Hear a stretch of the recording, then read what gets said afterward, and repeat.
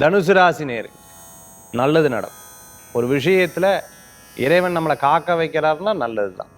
இன்னும் நம்ம ரெடி ஆகலை அப்படின்னு அர்த்தம். எக்ஸாமில் திருப்பியும் எழுதின்னு இருக்கேன் சார், ஒன்றும் அரசாங்க உத்தியோகத்துக்காக நான் வெயிட் பண்ணிட்டு இருக்கேன், கண்டிப்பாக கிடைக்கும், இல்லாமல் இருக்காது. முயற்சி மட்டும் வீணாயிடவே கூடாது.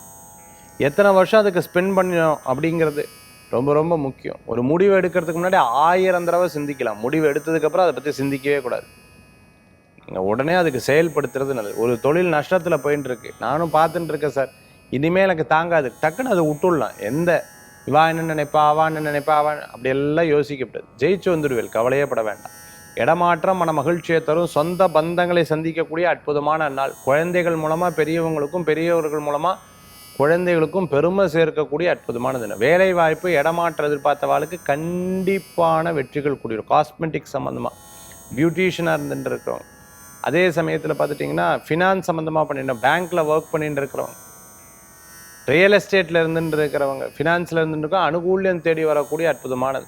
தனுசு ராசி நேயர்களுக்கு சில விஷயங்களில் பார்த்துட்டு எங்கேயா ஸ்டக்காயின்னா யாரோ ஒருத்தர் புஷ் பண்ணி விட்டால் திருப்பி ரன் ஆரம்பிச்சிடும்.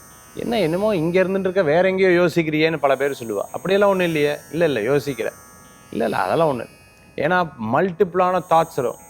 எப்படி ஜெயிக்கிறது, எப்படி முன்னேறு. வாகனத்தை பார்த்தா ஆசை வரும். ஒரு படத்தில் சிவகார்த்திகேயன் சார் சொல்லுவார் ரொம்ப அழகா, நான் பேசாமல் சினிமா நடிகை ஆகிட்டா, பேசாமல் நான் அரசியல்வாதி ஆகிட்டா, நான் பேசாமல் ஒரு பெரிய பிஸ்னஸ் மேன் ஆகிட்டா. ஒவ்வொருத்தரை பார்த்தோன்னா ஒவ்வொருத்தருக்கு அந்த ஆசை வந்துடும். அந்த மாதிரி நிறைய விஷயங்களில் ஸ்டேபிளாக இல்லாமல் மனசு யாரை பார்த்தாலும் அதுக்கு தகுந்தாப்புல நம்ம இப்படி மாறலாங்கிற எண்ணங்கள் தோன்றும். இன்றைய தினத்தில் வழிபடக்கூடிய தெய்வம் ஆஞ்சநேயர் வழிபாடு.